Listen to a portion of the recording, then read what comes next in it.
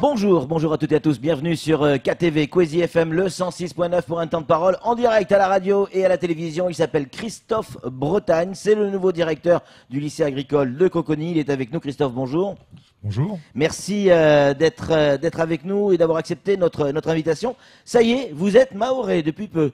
Vous avez découvert notre île. Votre première impression?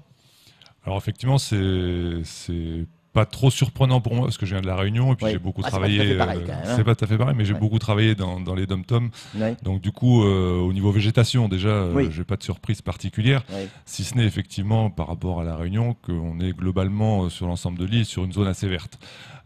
Donc plutôt une bonne impression, un pays avec beaucoup de richesses naturelles et à protéger. Ouais. Donc plutôt intéressant. Plutôt intéressant. En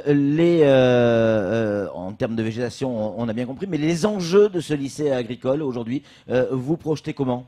Alors, peut-être un rappel rapide sur déjà la nature même de l'établissement. Oui. Alors déjà, le ministre qui vient, M. Blanquer, n'est pas le ministre de notre établissement, puisque nous Ah, dépendons pardon. du ministère de l'Agriculture. C'est une Autant des pour moi. particularités françaises, d'ailleurs, d'avoir plusieurs ministères qui assurent de la formation. Donc ce n'est pas mon ministre au sens strict du terme, même si on a des obligations par rapport à tout dispositif Bien d'éducation. sûr, bien sûr. Donc les enjeux ils sont forts à Mayotte au niveau agricole. Donc un lycée comme celui de Coconi a effectivement une place importante. Je crois qu'il l'a toujours eu, hein, historiquement. Il a toujours eu des actions fortes par rapport au développement de l'agriculture. L'enjeu il est là, il est de développer encore et encore la production agricole de façon à se rapprocher. Alors on en est encore loin, mais à se rapprocher le plus possible de l'autosuffisance alimentaire. Ouais. Est-ce qu'il y a de vrais débouchés pour nos gamins qui, aujourd'hui, prennent cette orientation agricole? Parce que c'est la question des parents, forcément, vous les avez eus en contact. Est-ce qu'il y aura du boulot pour mon gamin? Clairement. Alors c'est une vraie question. Oui. Le problème, je pense, pour l'instant, alors en 7 jours, hein, encore une fois, 7 jours Ouais. de présence à Mayotte, même si j'ai vécu 11 ans pas très loin, pour autant les problématiques ne sont pas tout à fait les mêmes par rapport à la Réunion. La difficulté, elle va être surtout sur trouver les possibilités de s'installer en agriculture. C'est-à-dire qu'on va de suite tomber sur le problème du foncier. Ouais. Donc c'est très récent, une association, enfin un organisme vient de s'installer pour régler en partie ou essayer de régler en partie le problème du foncier. Parce que de l'agriculture sans terre, c'est encore compliqué. On peut faire du hors-sol, mais enfin, profitons quand même d'être à Mayotte pour faire un peu du plein champ. Ouais.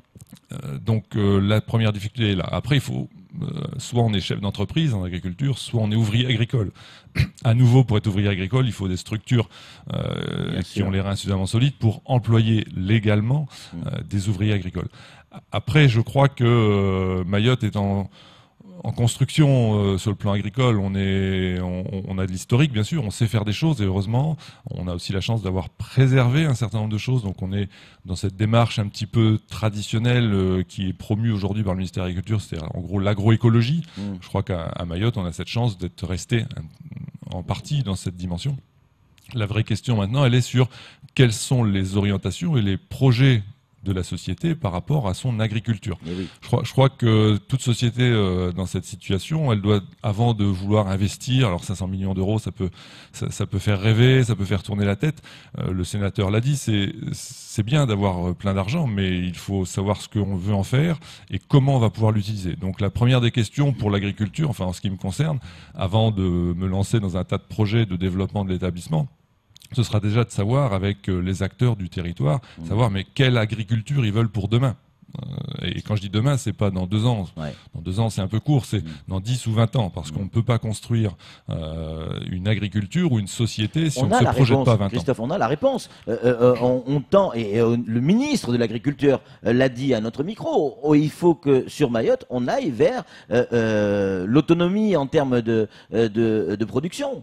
Alors, oui. Aller vers ça, en tout cas. Oui, mais comment? Ouais. Mais comment? Parce qu'encore une fois, on peut, enfin, revenons sur l'histoire de l'agriculture. Dans les années 60, il y a eu un développement de l'intensification agricole.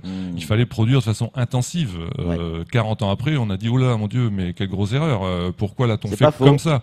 Donc, faisons attention à ne pas vouloir copier des modèles métropolitains ou autres qui ont marché pendant un certain temps, mais pour lesquels on n'a pas forcément su s'arrêter à temps, ou tout le monde n'a pas regardé quelles étaient les conséquences potentielles. Et on peut se servir des erreurs qu'on a fait ailleurs pour éviter. Servons-nous des erreurs. Hein, voilà, je fais toujours attention de dire coller un modèle qui a fonctionné ou qui fonctionne encore dans un territoire particulier, le mettre sur Mayotte, ça n'aurait pas grand sens.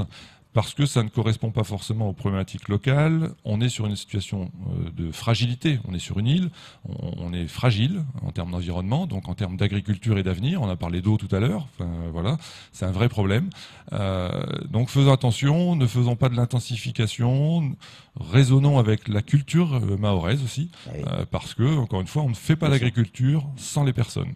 Et par contre, on peut très vite détruire un territoire. Donc oui, il faut produire, mais intelligemment en fonction des capacités du territoire. Samuel Bocher, le rédacteur en chef de France Mayotte Matin. Une question à vous poser, Christophe Bretagne. Se servir des erreurs du passé, ne pas reproduire les mêmes schémas qu'en métropole. Oui, vous avez raison. Mais quand on regarde la Réunion, j'étais à la Réunion au début des années 90, on a fait du développement endogène et fait de la production agricole l'une des priorités. Aujourd'hui, on pourrait peut-être se servir de l'expérience réunionnaise que vous connaissez bien, justement, pour peut-être l'appliquer, pas en totalité, mais au moins en partie à Mayotte, parce qu'on a du fromage réunionnais, on a de la viande réunionnaise, on n'a pas de viande mahoraise.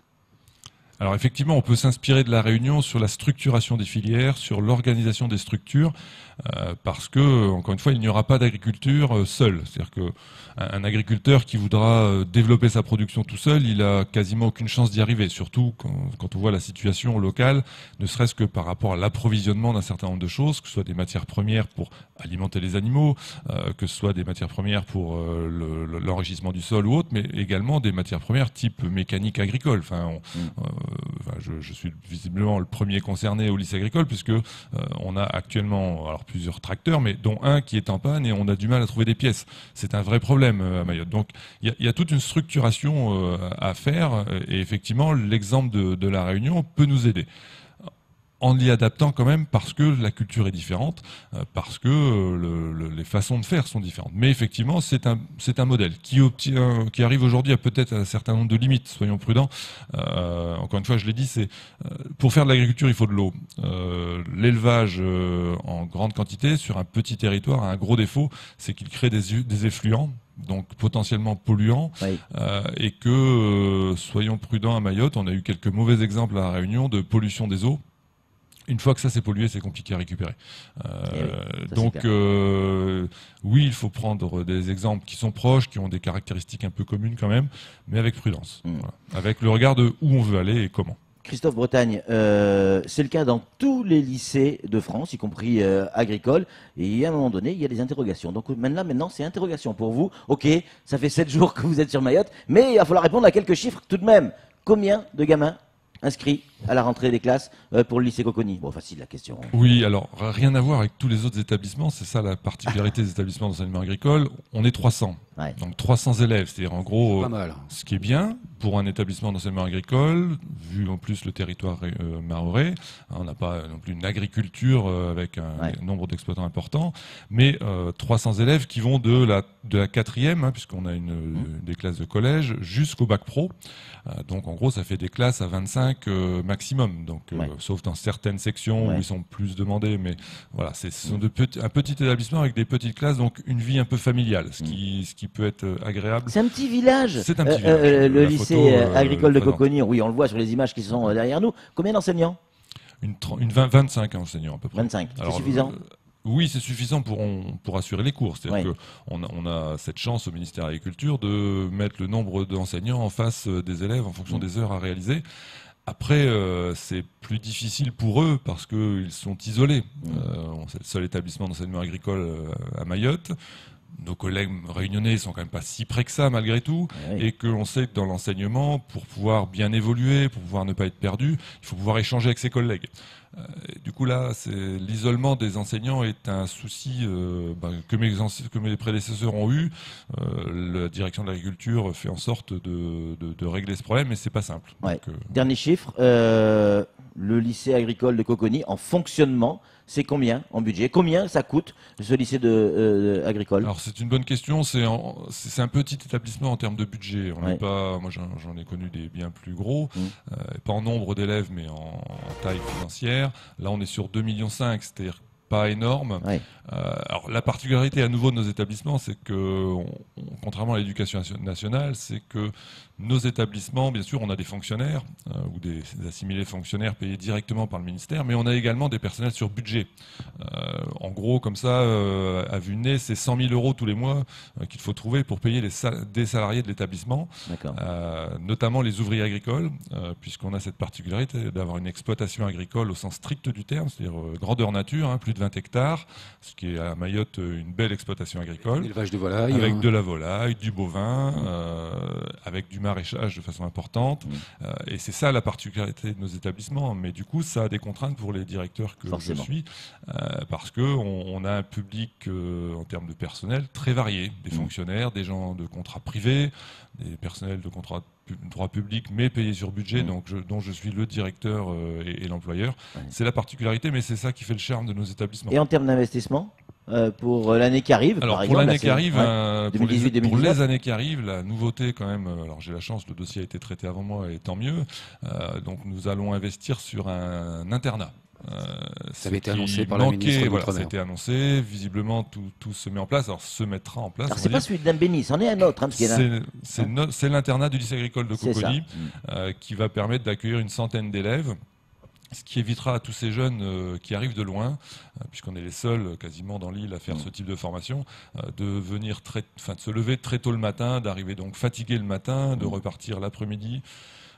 Avec des petits problèmes de bus qu'on connaît de temps en temps. Avec visiblement quelques soucis de circulation, ne serait-ce que ça. Et de sécurité. Donc je pense que c'est un atout pour l'établissement, mais aussi du coup pour l'île, parce qu'on va pouvoir former peut-être plus de gens qui ont envie de se lancer dans l'agriculture. Samuel, une réaction ou une question pour Christophe Bretagne? Oui, ça avait été annoncé cet internat par la ministre de l'Outre-mer, je crois que c'était Georges Paul-Angevin à l'époque, ça remonte à quelques années maintenant. Pour vous, il sera effectif quand? Alors, démarrage des premières expertises, parce qu'il y a toujours un problème d'expertise, il faut lancer l'architecture, donc ça démarre là. Voilà, tout va se démarrer maintenant. Donc début des constructions, malheureusement pas avant, les premiers travaux pas avant 2019. Alors, mais milieu 2019. Il y a un outil qui est en train de naître, qui est, je crois, sur le point d'être achevé. C'est le pôle de Lilang, le pôle d'excellence de Lilang et de la vanille et ainsi de suite, qui est à Ouangani. Mais juste en face de nous. Juste en face de vous. Ça, c'est un outil que vous allez pouvoir utiliser. Alors j'espère, je ne les ai pas encore rencontrés, mais j'espère qu'on pourra utiliser tous les outils présents sur la zone. Et l'avantage du lycée agricole de Cocody, contrairement à d'autres établissements en métropole, c'est que globalement, un bon nombre d'organisations professionnelles sont là, sont tout près de nous, y compris le conseil départemental avec lequel on travaille. L'ONF aussi. L'ONF. Donc on a globalement eu cette chance d'être sur une même zone, d'avoir quasiment potentiellement tous les acteurs du monde agricole, et ça c'est une force quand on veut justement structurer une filière, parce que c'est plus facile de discuter avec les gens quand vous êtes juste à côté d'eux, plutôt quand il faut aller les voir à Mamoudzou, perdre du temps dans des réunions. Là au moins tout le monde est là. Question d'une auditrice, probablement une maman, qui s'inquiète de la sécurité. Le lycée agricole de Cocody a été frappé à plusieurs reprises ces derniers temps de cambriolages, parfois violents. Est-ce que vous allez mettre l'accent sur la sécurité autour de ce lycée et dans le lycée? Alors, effectivement, comme tout directeur d'établissement, on n'a pas tellement le choix. Donc, notre souci majeur, c'est la sécurité des personnes et des biens. Et quand je dis les personnes, sont les élèves, bien sûr, mais les personnels aussi. Bien sûr. On a un certain nombre de personnels qui sont sur l'établissement et qui ont eu parfois des agressions eux-mêmes. Alors, aujourd'hui, il y a un service de gardiennage en permanence. Enfin, pas la journée, mais le soir. À partir de 6 heures, un système de gardiennage a été mis en place. Le week-end également. Alors, ceci dit, je crois que ça n'empêchera pas forcément les vols. Ça limitera peut-être la violence, mais les vols, c'est toujours un peu difficile, quels que soient les établissements. Et puis, on est en train de construire un mur sur l'ensemble de l'enceinte de l'établissement, un mur de 2,50 m, avec ce qu'il faut au-dessus pour éviter que les gens puissent passer facilement. Donc c'est tout ça qui va contribuer à ce que la sécurité à l'intérieur de l'établissement soit renforcée. Moi j'aurais tendance à dire que malgré tout le travail à faire, il n'est pas qu'à l'intérieur. C'est-à-dire que on peut s'enfermer dans tous les murs que l'on veut. Il y a aussi un gros travail et l'établissement, comme tous les établissements, ont peut-être un rôle à jouer sur l'extérieur et comment faire en sorte que les personnes aient moins besoin de venir voler chez nous. Caribou, comme on dit ici à Mayotte. Merci. Bienvenue à Mayotte. Bon vent et bon courage, Christophe Bretagne. On rappelle, vous êtes le directeur, le nouveau directeur du lycée agricole de Coconi. Merci d'avoir répondu à nos questions et d'avoir réservé votre premier entretien à Coisy.